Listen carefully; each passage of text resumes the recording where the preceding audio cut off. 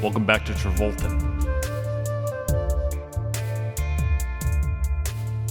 Hosted by Jeff Sweeney and Stuart Elmore.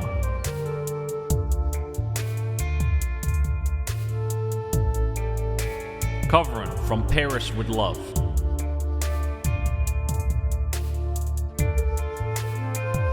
Enjoy the episode.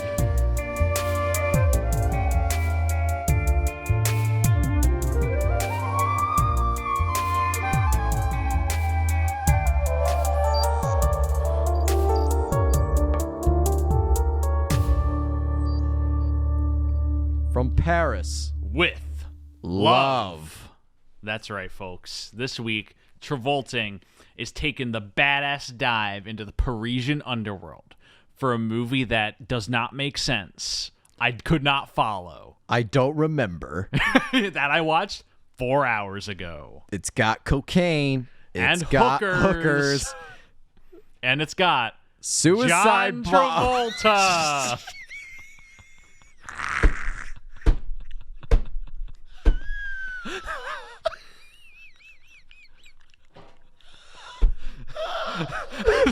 It's the way you went for suicide bombers and I went for John Travolta. I thought we were in lockstep on that one. I thought we were ready for that.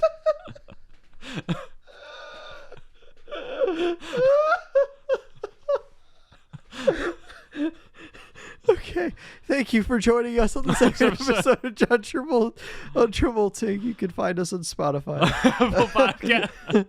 Oh, fuck me. No, for better or for worse, we're here to talk about the 2010 film From Paris with Love.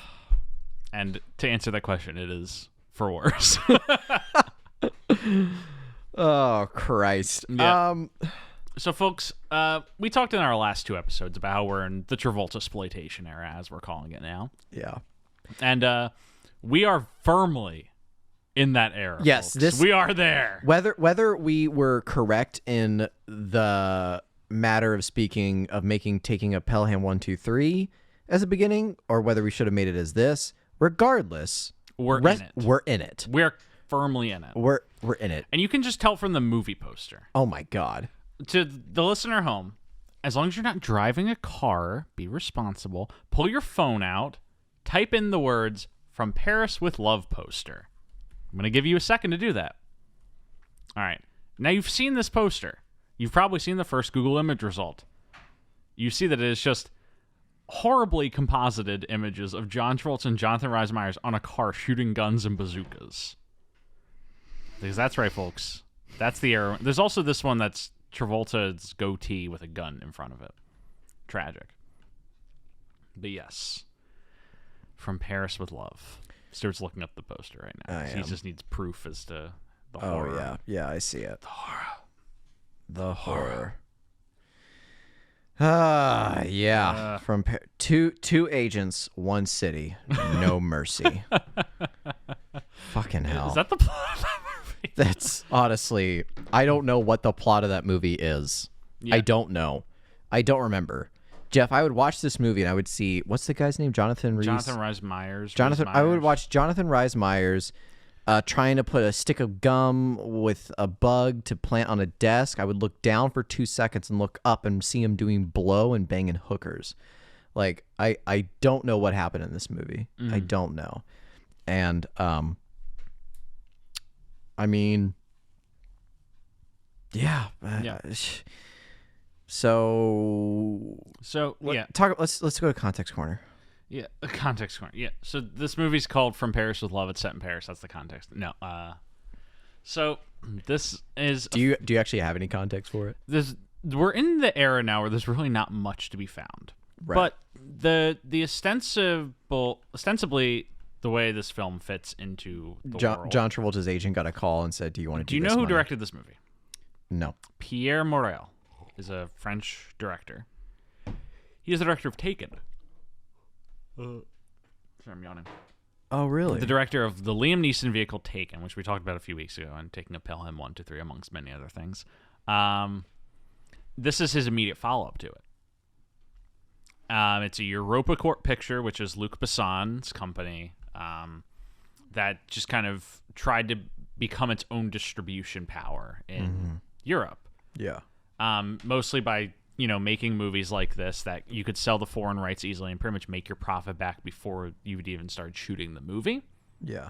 That's where a lot of these action movies that came from like European powerhouses in this era came from. And it's where a lot of the bread and butter of like your Bruce Willis's and your John Cusacks and your John Travoltas nowadays get their money from, is these like direct-to-video action movies that you sell the rights overseas for, make your profit before it even comes out. Yeah. But that's where this movie comes from. It is hilariously, at the time, kind of envisioned as a comeback for Travolta. No, it is not. What? Come on.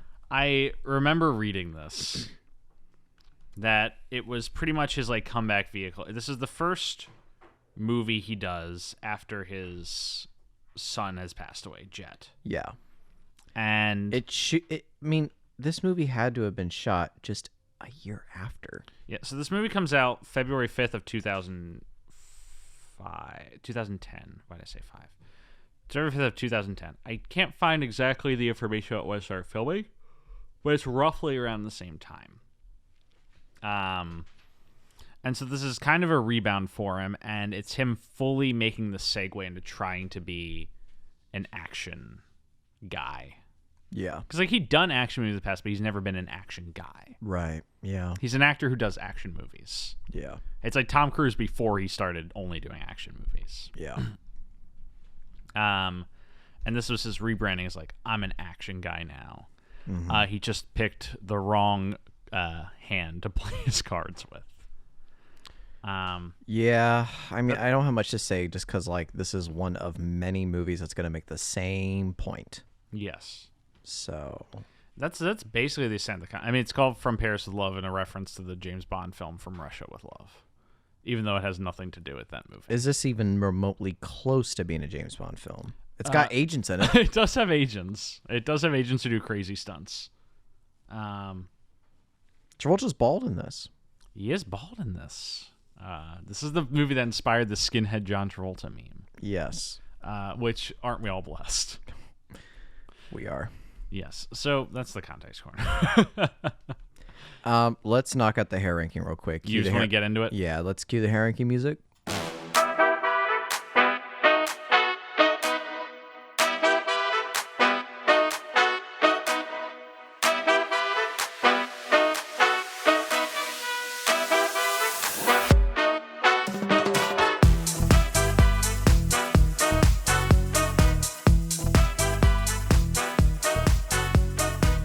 Welcome to the hair ranking.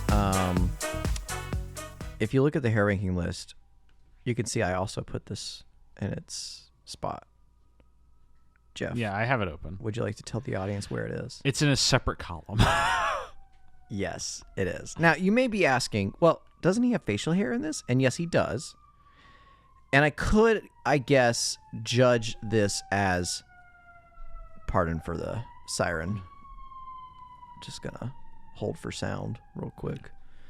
Oh, there it is. It's done. And so you may ask yourself, well, Stuart, you have hair to judge. It's facial hair. He does have a goatee. He does have a goatee. And you could say, like, why don't you just judge it based on that and put that in the hair ranking? Why are you putting it in its own category? And I would say, well, facial hair isn't ever the main structure of the vote. It's an But it does count. It's an accessory. Yes. It's an accessory. Stuart, I have a counterpoint to the point you're making. Why is all of a sudden everybody fighting me on my hair ranking picks? No, it's you're saying right now that you're saying at this moment in time that it's in a separate column because he has no hair in this movie, correct? Yes. He has no hair in the motion picture The Devil's Reign. Well, he does have hair, but it's covered by a hood. How do you know? You never see it. Well, you do kind of see it. You don't. You do kind of see it. No, he has the hood up the whole time. Well, It's but like a tight hood. I would argue that... Magnificent Desolation, Walking on the Moon is in our list. So you're trying to make the point that it should go somewhere on the main list. Yes, that's the point I'm making, but it is your list, and I'm not going to countermand you on it. I Well- will simply put it in the list, in the canonical list. Well, I guess no. I think you make a fair point. I'm not above changing my mind. I suppose it'd have to be in a similar fashion of how I did the regular Travolta hair. Yeah. How it all kind of went bunched up with each other. Yeah. So, can I see the hair ranking real quick? Yes, you can. I'm going to move it somewhere just to appease you in the audience. Folks, if you listened to our episode 2 weeks ago. I do think that is a very good bit that you just put it in a separate column. I do enjoy that. It's going to go above Bolt, below Face Off Cage. Above Ball, below Face Off Cage. Above an animated movie where we don't see hair. Below an actor who is not John Travolta. Who's not John Travolta. And I feel like for the future, a lot of his bald. I mean, how often is he bald in movies? A lot coming up. Yeah. So that's going to probably all bunch up there. Actually, not much, but from this point on, like, we're in real life. And how many episodes do we have left? Or how many episodes are we going to cover total? Like 70? So we're doing 73 total episodes, 72 possibly, depending on if Paradise City makes it. So we're going to add like what? 5 bald hair rankings? I think it's only going to be 1 or 2. Oh, really? Because it's only in like, I think Paradise City actually might be his first movie where he doesn't wear a wig or intentionally choose to be bald in it. I think this is the first time. This movie, being bald is a character choice. Yeah. Paradise City is the one where he's actually just bald. Yeah. Like IRL. So I want to say, before we get into the movie, I Googled skinhead John Travolta meme as a reminder, and some of these reminders of 2010 culture are just... Can you please read to the audience what this meme is? It is 4 screenshots of the scene, of the dinner table scene from Paris with Love. I'm sure folks have seen this meme before. The first screenshot, yes, is like the woman, and the text is, I'm going to go to a Justin Bieber concert. Concert spelled wrong. Bieber spelled wrong. Bieber spelled wrong. Then it shows Travolta's reaction. Then it shows the third panel, Travolta shooting her in the head. And then the fourth panel, Travolta smiling at the camera saying, not anymore. Yeah. I'm fine. I'm not going to bore the audience with me just reading skinhead John Travolta memes, but these are all hilariously bad. Yeah. Ugh. Jesus. So, oh, that's funny. I just read a fun fact about this movie. Would you like to share for the class? No, I would not. Oh, okay. Ooh, I'm in the master roster right now, and Becca's in here as well. I mean, she is making some new graphic designs for us. As we speak. As we speak. Nice. I love it. I love it. So the movie. Yes. So we can honestly just dive right into this. How does this movie start? The context is that Travolta's in a low point, and it's not getting better. It's going to be the same context for a while. So the second this movie starts and I saw the Europa Corp logo, I was like, oh, fuck. That's what I was like. Not only is Europa Corp known for... Oh, my... Jesus Christ. What? I mistyped that. Not only is Europa Corp known for just, like, terrible business practices and, like, abusive behavior and, like, rape allegations within the company... Jesus Christ. But it also just has, generally speaking, a very poor lineup of movies. The year that this movie comes out, it has 22 bullets. I'm trying to find like movies that went worldwide instead of just French independent films. Arthur 3: The War on Two Fronts, Storm: A View of Love, The Source, A Monster in Paris, Columbiana, like Taken. It's all dire. Yeah. And this is indicative of that. And right as I saw the Europa Corp, I'm like, oh, fuck, I know what I'm getting into. But I want to say. But what? This is really like my kind of movie. Shut up. No, it's not. This is my kind of movie. I know what your kind of movie is, and this is not it. This is a 2 out of 5. It's also exactly my kind of movie. I don't understand. It's a very bad movie. Terrible, in fact. Moderately racist at parts. Yes. But it's the type of low-quality, direct-to-video, shitty action that I really enjoy throwing on at like 11 o'clock at night. I don't understand that, but okay. So, like, the movies that we're getting into with Travolta, the From Paris is with Love, the Speed Kills, movies like Money Plane, where they're made for like a $5 million budget, though this movie's budget was fairly high. Movies made for low budgets that you're usually just sent direct to video are kind of like what I enjoy just throwing on late at night to laugh at. This is exactly my type of movie to like laugh at. And I had a really good time laughing at this movie. I could not pay attention to this movie at all. This movie was cracking me up. I don't mean to jump so far ahead, but what was the budget of this movie? $52 million. That is pretty high. Do you know what the box office of this movie was? What? $52 million. It did not make money. It lost money, in fact. But not only did he rope a court, but as I said, it was the director of Taken did this as his immediate follow-up. And you can tell he's trying to go bigger than Taken. He's trying to make an international spy movie along the lines of like a James Bond or a Mission Impossible. No. So, right away. Oh, God. The first yawn. This is not the first. This is going to be a lot. Right away, we're introduced to James Reese, played by Jonathan Rhys Meyers, the shell of a career. I don't know what else he's been in. He was in Mission Impossible 3. He was kind of like one of those guys where in the 2000s where everyone's like, he's going to pop off soon. And then he just like never did. Yeah. He won a Golden Globe for playing Elvis in an Elvis TV show. He was in The Tudors. But he just never quite makes the jump. Right. He just is always on the precipice. He's a working actor. Yeah, and eventually he does make the jump, but it's in a movie like this where he's the lead. And Travolta's still top bill, but he's the lead character in this movie. Yeah. We're introduced to him, and he's the assistant to the American ambassador to France.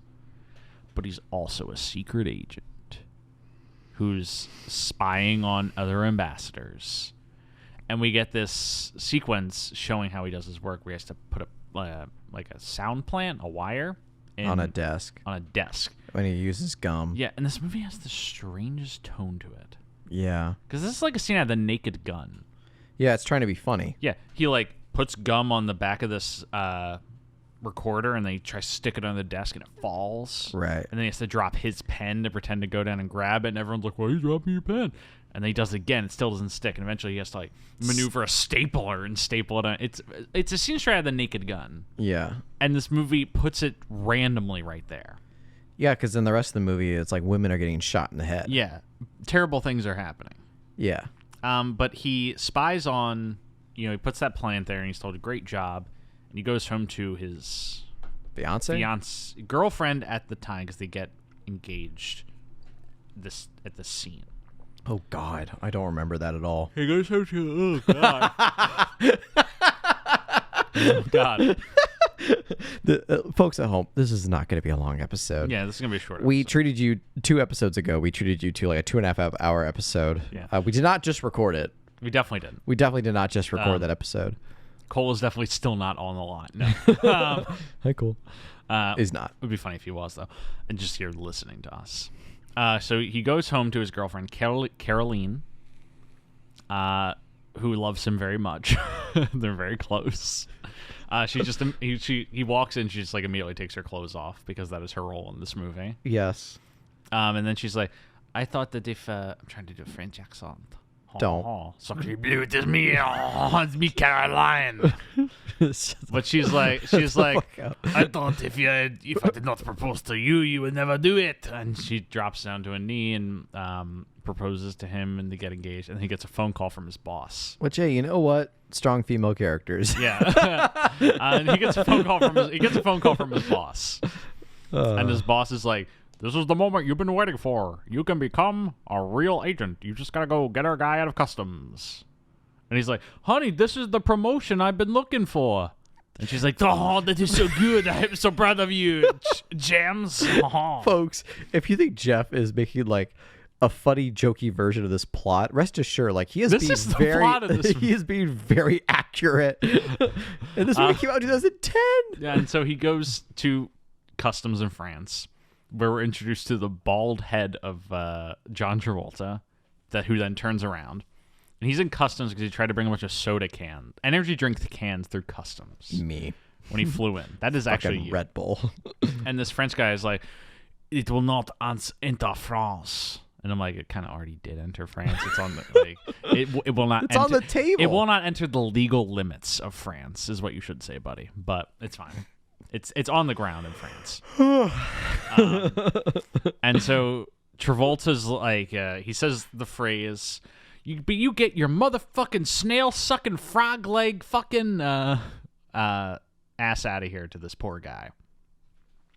He's good writing. Travolta's great writing. Travolta's immediately giving 150%.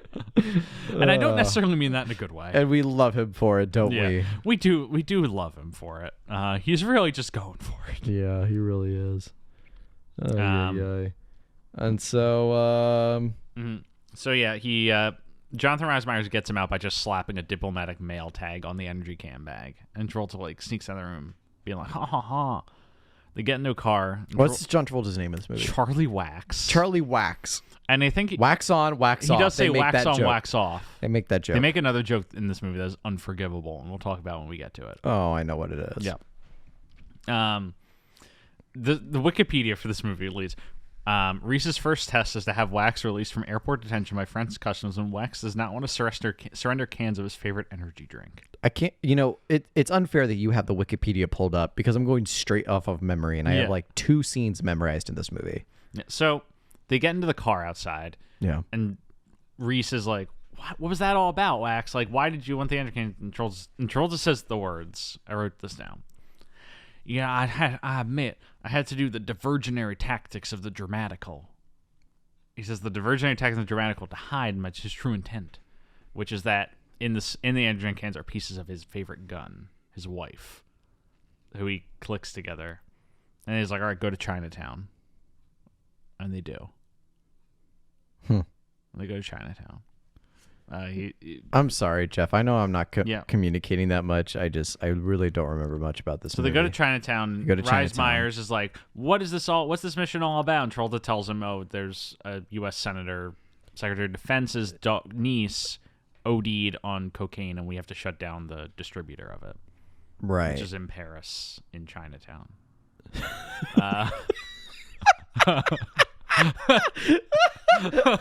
So he said, which is in Paris, in Chinatown. Yeah. So they go to this Chinese restaurant. Yeah. Oh God. And I do remember this scene. And Travolta, so fucking stupid. And Travolta's like eating food, and Rhys Meyers is like, "That's not real Chinese food." And he's like, "Why did they serve it in a Chinese restaurant?"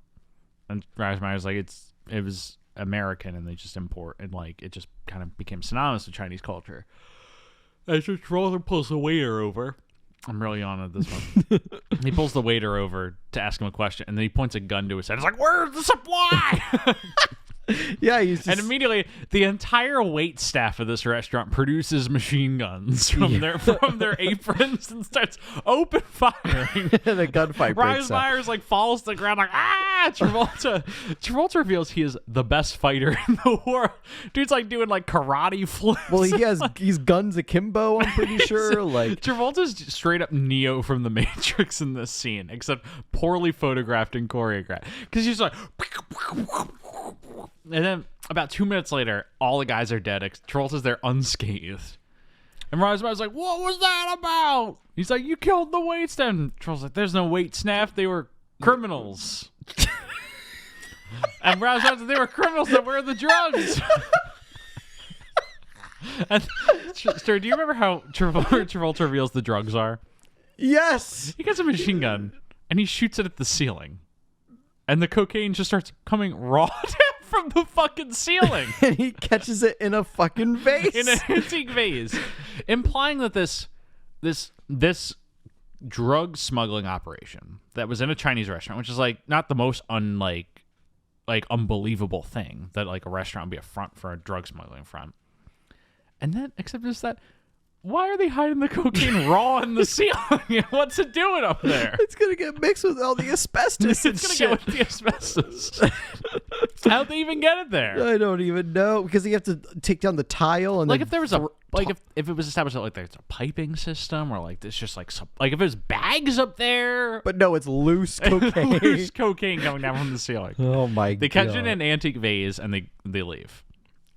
For the rest of this movie, Jonathan Rhys Meyers will be carrying this vase around with cocaine. Yeah, but at one point they do cocaine. Yes. Meanwhile, they're trying to stop a cocaine drug ring, but they do cocaine. Yeah. So they go to a warehouse. I don't remember this. They go to a warehouse where supposedly the head of the drug like company. Is this where there's like the children dancing bit? Yeah. So they go to this yeah. they go to this warehouse and they just start killing a bunch of like Chinese thugs.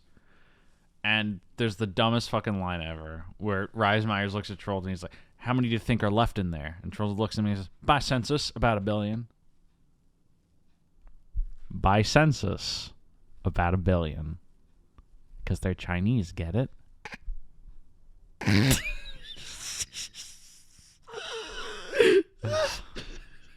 That's what every episode's going to be like for the next, 10 weeks.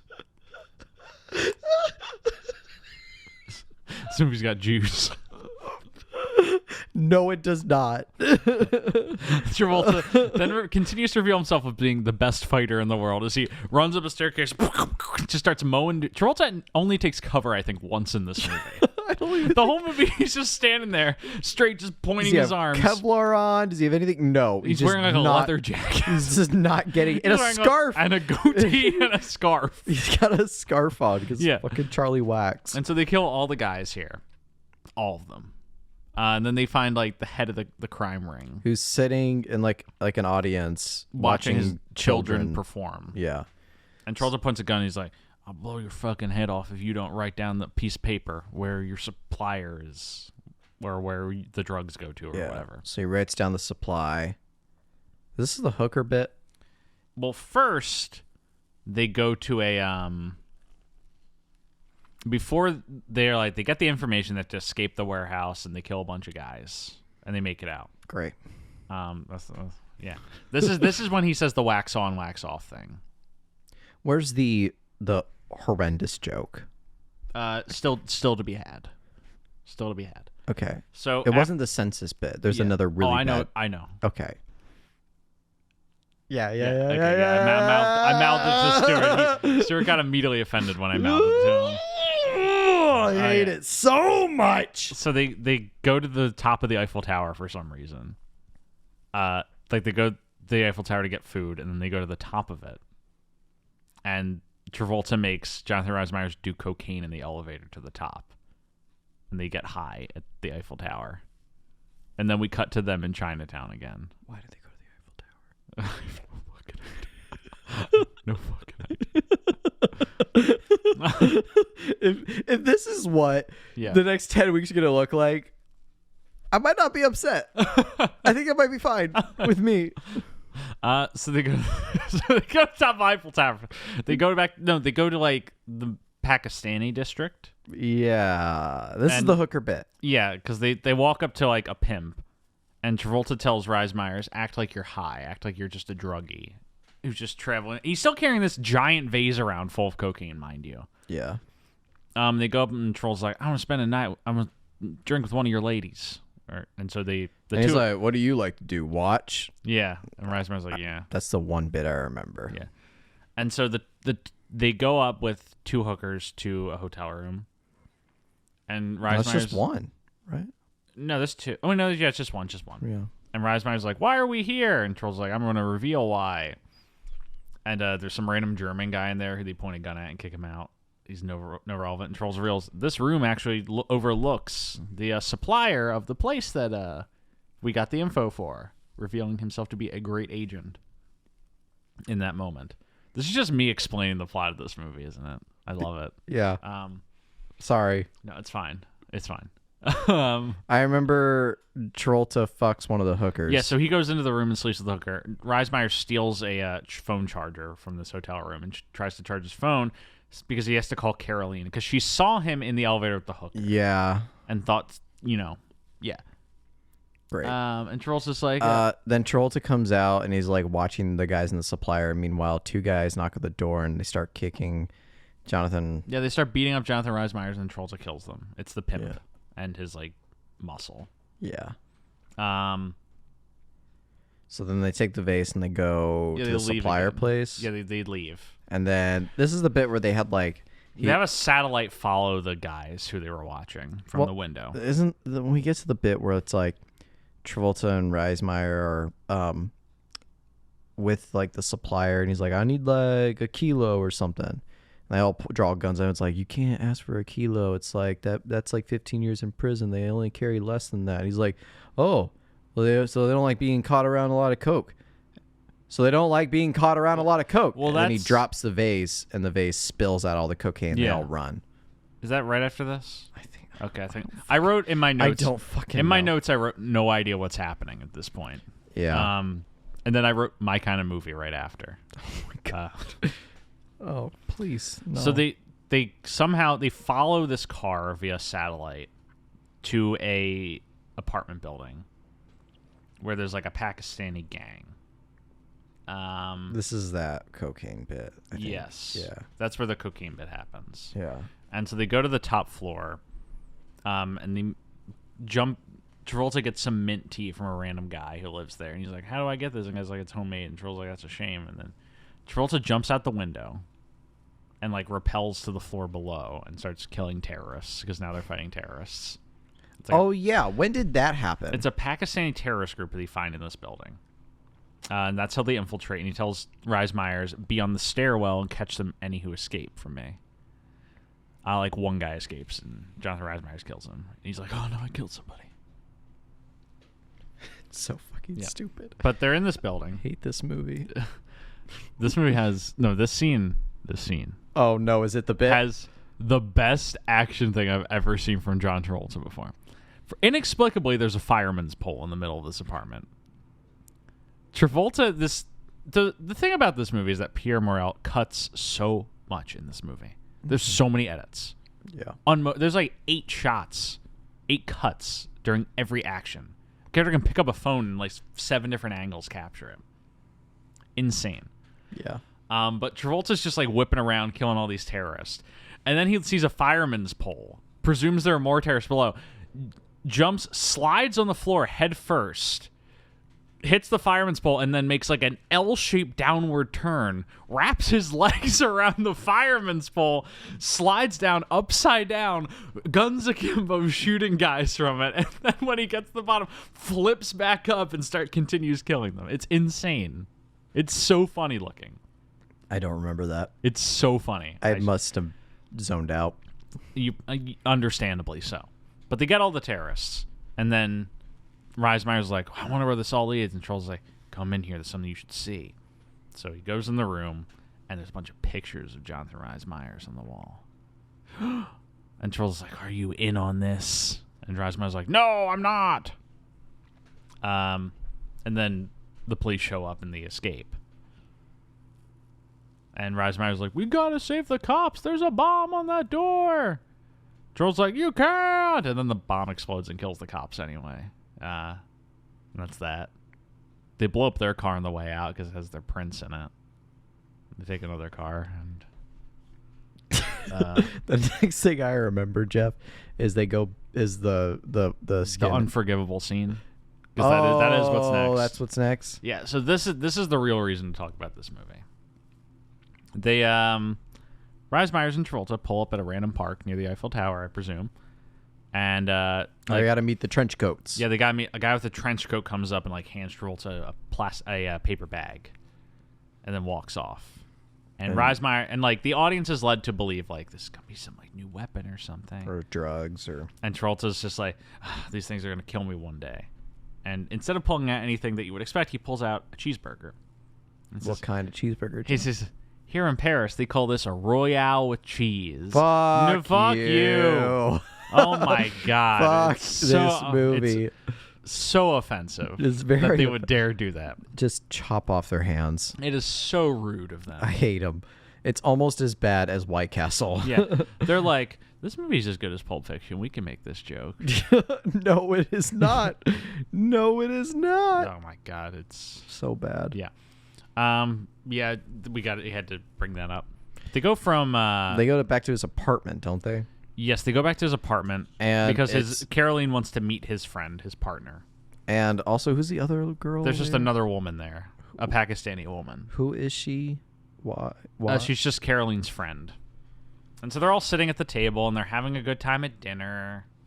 Jonathan Rhys Meyers talks on the phone. So does Travolta gets a phone call and he steps in the corner to answer, and then he comes and sits down again. And they're all just talking, and then Caroline's friend gets a phone call. Ooh, oh my god. She answers the phone call. Stuart's giving me a look right now. She answers the phone call and says the words, Rose? And then Travolta pulls out a gun and shoots her in the head. Yeah. And Caroline and Jonathan Rhys-Meyer's like, what the fuck? And then Travolta's like, Rose was a code word. When I heard it, I knew I had to kill the person. And he's like, she's probably in on it too. And points at Caroline. And he's like, what the fuck are you doing? She's like, no. She's in on it. I know she is. And he's like, I bet she's been tracking you with that ring you got on. This could have been an interesting turning point. Yes. If they didn't go with the obvious, which to tell the audience, Caroline is in on it. Yeah. She is one of the terrorists. Travolta he grabs the ring and puts it up to like a speaker and it does a little noise thing. And then Caroline's like, I guess I'm blown, and grabs a gun and shoots Jonathan Rhys-Meyers and then runs off. Whereas what if like, John Travolta really is just insane. Yeah. And he's just the bad guy or whatever. Okay, so can we talk about this next scene? Because this is when this movie clicked for me. We're almost at the end, by the way. We're at 35 minutes. Yeah. So, Caroline jumps out the window and starts like parkour running across the rooftops of Paris. Travolta fucking follows her. Mm-hmm. He is so stocky in this movie. And this is when I realized who he looks like. He looks like Joe Rogan in this movie. No, stop. He looks like Joe Rogan. He's so much taller, though. He is taller, but he has like the build of Joe Rogan in this movie. Oh my god. And when I just imagined Joe Rogan fucking sprinting across the rooftops of Paris, it got so funny to me. I started crying with laughter watching this. What? Because Travolta's just like, he's big and he's stocky, but he's like doing flips and like jumping off rooftops. Well, it's clearly just his stunt double. Oh, it's clearly the stunt double. But if you play along, it's so good. It's so good. So yeah, that's when they find out that these terrorists are trying to attack the French diplomat. Yeah, they delegation or something. Yeah, they're gonna. Well, Travolta has the idea like we gotta find her, and he finds the car on a freeway, and so he goes after her. And he leaves Jonathan Rhys-Meyers to recover because he was shot. He was shot, and he also just found out his... And then he discovers, he's like, there's something to my girlfriend. And he finds like a picture or a drawing of hers because she designs her own clothes as established during the movie. And he finds a sketch he drew of a burqa. One he saw similar designs for in the Pakistani warehouse earlier. Because, Middle Eastern terrorists are the obvious choice for this movie. Of course. Because that's exactly... the obvious answer always is what if other cultures... I'm not going to get into it. No. Get into it. What if other cultures were always bad? This movie's playing into terrible stereotypes. Islamophobia. Chinese... what would just general Chinese and Asian xenophobia. Yeah. But so they... But it's your type of movie, though, right? Yeah, kind of. Let that be stated for the record. Money Plane's the best movie ever made. Prove me wrong. It's why we're doing grammar school somewhere down the line.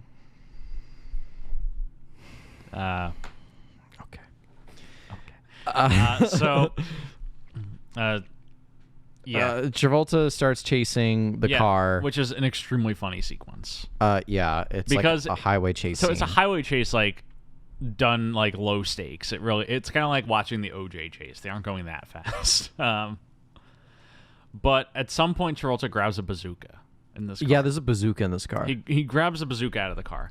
This car has a sunroof. But does he get out of the sunroof? He does not use the sunroof. Instead, he opens the side window of the passenger seat, sits his ass like on the windowsill, and then sticks his whole ass upper body out of the window holding this bazooka. And he gets a phone call. No hands holding support.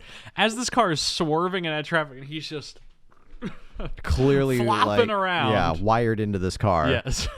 He uses his other hand, one hand to hold the very light bazooka. The other one to hold a phone. The other bazooka probably weighs like what, 2 pounds at most, maybe. It's a very light piece. Very light piece of machinery. Yeah. He used the other phone with the car, and that's when Jonathan Rhys-Meyers is like, "No, you have to understand, it's the attack on the delegation." Yeah. And Troll's like, "Oh, I'm gonna finish cleaning up here." So Roz Myers runs off to the delegation embassy thing. John Travolta's car drives up a hill. Yeah, he drives gets on up a hill with bridge. him still leaning out of it. He gets on a bridge, sees the car. Car's running towards the French diplomat convoy. Yeah, with a bomb in the back. With a bomb in the back. And he fires his bazooka and the car blows up right in front of the delegation. And the delegation just goes around. Yeah, they go around and continue on to the embassy. There's a scene in this where be like, we got to warn them. And then it's the French diplomat next to her bodyguard. It's the American diplomat. Or the American diplomat with her bodyguard in the limo. And the guy gets a call. He's like, okay. All right. Hangs up. Goes to the American diplomat's like, we just got a credible threat and we're advised to turn away. And she just looks at him and shakes her head no. And then he just keeps going. Okay. It's like if a single gunshot's fired anywhere near a sitting U.S. senator, like they're tackled to the ground and thrown to a bunker. Yeah. Whatever. Yeah. So anyway, we're now at the delegation. Yeah, and Jonathan Rhys Meyers is running through trying to find Caroline. Security's trying to stop him, but security pulls him aside, and then his boss from the beginning of the movie is the like, ambassador. "Hey, that guy's my assistant. Why weren't you at work today?" And he's like, "There's a bomb in the building." He's like, "We got to clear everybody out." And that's when he finds Caroline. He does find Caroline, and she's in a burqa with a suicide vest. Great. And he's just like, I know you don't want to do this. I know you love me. And then she reveals that she actually does want to do this, but he shoots her in the head before she can. And Travolta runs in and catches her. Yeah, and he runs in and catches her so the bomb doesn't go off. It admittedly would have been funny had he shot her and she fell and the bomb went all the way away. Adding insult to injury right there. Yeah. Or adding injury to insult, I suppose. Does the movie just end there, or is there anything that happens after that? The next scene is the delegation shows up and the thing continues as normal. Because the clock of bureaucracy keeps ticking, I guess, is what this movie's maybe trying to say. I don't know. I don't think it's trying to say anything. And Travolta and Wax become full-time partners. And they play chess on a tarmac. That's the end of the movie. Great. That's it. How'd this movie do? Let's wrap this up. Yeah, so funny movie. At some point, parts. Some parts are very funny. Some points are very offensive. A great 11 o'clock at night viewing, if you're curious. Smoke weed before watching this movie. No, get very drunk before watching this movie. This is a drinking movie. Oh, I think it's a high movie. No, this is a cocaine movie. Yeah, it's a cocaine movie. Yeah. If you have any coke lying around, do it. So this movie comes out, and immediately everyone involved starts talking really hot how they're going to make this a franchise. The plan was From Paris with Love, and then From London with Love, From Prague with Love, seemingly. Shut the fuck up. Clearly did not happen. No, it did not. Travolta said he wasn't a big sequel person, but with this specific movie, he would love to do one. Wikipedia has the ultimate insult on this. It's a potential sequel, and it has that information I just read, and that says, as of June 2021, there's been no further information on the proposed sequel. So this movie comes out in the U.S. on February 5th of 2010. It only takes $8 million in its opening weekend. Comes out number 3. For February release, that's pretty rough. That's bad. It's open in the U.S. for about roughly a month. Oh, God. That's like 5 yawns you've just done in this episode. Only makes $24 million in the U.S. However, it did better overseas, specifically in France, with $28 million. Which only puts it out to $52 million, which is exactly the amount of its budget. So it lost a fair bit of money. It got number 4 on the biggest box office flops of 2010 list. Did it get nominated for any Razzies? I don't think it was notable enough to be nominated for anything. It does have a pretty decent DVD sales, though. It sells 624,000 DVDs. And who's buying From Paris with Love? Blockbusters. This is like the end of the Blockbuster era. Yeah. When DVDs were still like a thing, except for me.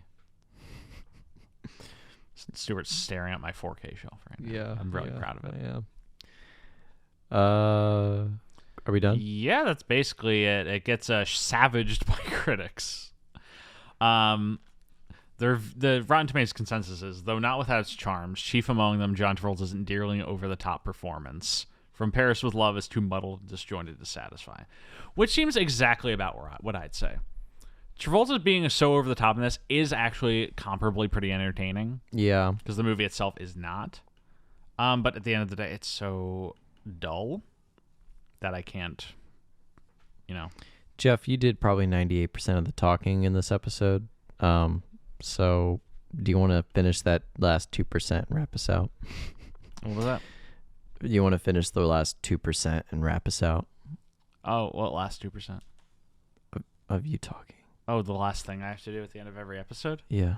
Yeah, this is an exciting episode for our listeners. I'm sure they love this. Yeah. Sorry. Yeah. Thank you folks for listening to From Paris with Love. Thank God we didn't start the era on this movie. Yeah, thank God. This would have been such a dull way to start things off. I 100% agree. Yeah. Thank you folks for listening. Make sure to tune in next week for our episode on Oliver Stone's Savages, joined by recurring guest Mark Tilley. He'll be back next week. Love for Mark. Savages. Yeah. But as always, please remember to rate, review, subscribe on whatever platform you listen on. You can find us on Spotify, Apple Podcasts, Google Podcasts, and YouTube. You can follow us on Twitter or Instagram at Travolting Pod. You can email us travoltingpodcast@gmail.com. Pop into our Reddit, r/Travolting. You'd be the first. Find me on Twitter at Jeff W. Sweeney. You can find Stuart on Instagram at Stuart Elmore 95. And as always, special thanks to Rebecca Johnson for graphic design, Michael Van Bodegum Smith for theme music. Have a great week and talk to you next time. Cursed.